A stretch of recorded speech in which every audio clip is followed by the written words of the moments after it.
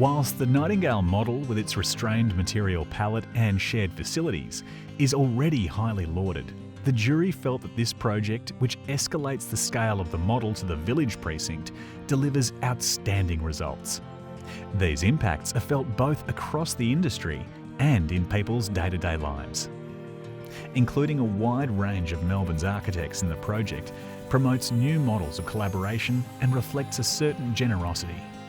It ensures the dissemination of knowledge relating to delivering environmentally responsible buildings through the local design community.